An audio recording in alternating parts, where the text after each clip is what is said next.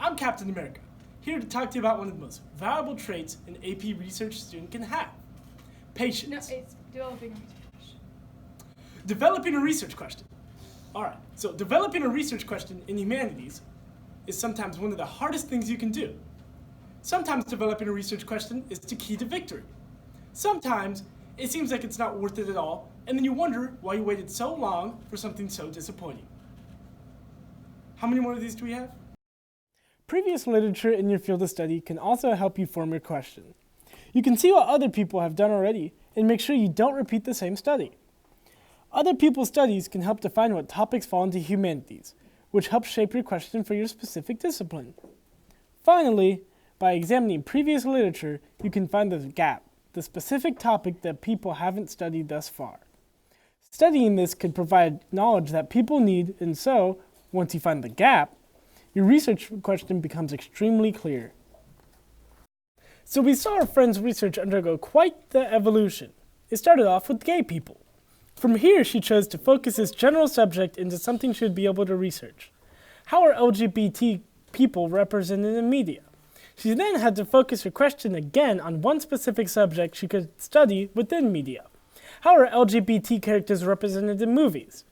Our friend then had to reframe this idea because watching a large number of movies was unfeasible due to financial and time constraints. So she came up with, how are LGBT characters represented in children's cartoons? From here, our friend found it necessary to clarify that only American cartoons would be discussed, because she had to specify what genre of cartoon she would analyze. And so we are left with the ultimate question after what seems like an excessive narrowing of scope. How are LGBT characters represented in American children's cartoons? Talk whenever. The process of beginning a research project can be hard. It can be daunting to think that you will have to get about 5,000 intelligent words in only a few months' time. The first step in this project is developing your research question. Each question really develops on a case-by-case basis, but generally in the humanities, your question is going to be related to culture, art, and literature. In the beginning, our friend wanted to do something on the perceptions of LGBT people. She knew that her question was in the humanities field, but this topic is too broad to form a concrete question. So how did our friend make this big idea into a working question? First, she realized that it would be impossible to cover every single type of media, so she chose to narrow her scope by focusing on something she would enjoy, like movies. I wanted to study LGBT representation in movies and television and any effects that could have. But I realized that movies are usually long, expensive, and there are too many movies out there with LGBT characters to analyze. So I decided that children's cartoons would be a better idea. Not only are children's cartoons shorter, but they're also less expensive, and there are fewer cartoons with LGBT characters out there than there are movies.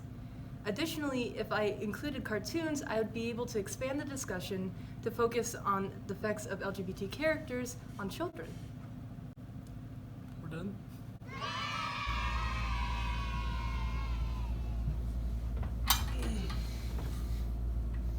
Throughout this project, our friendly AP research student began with an extremely vague question and had to limit her field of research to smaller and smaller topics.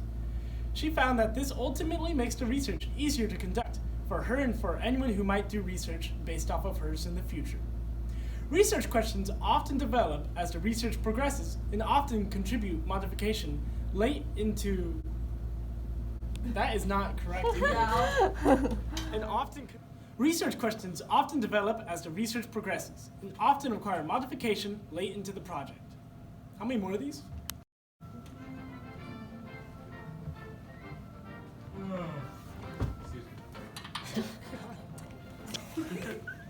Thank you.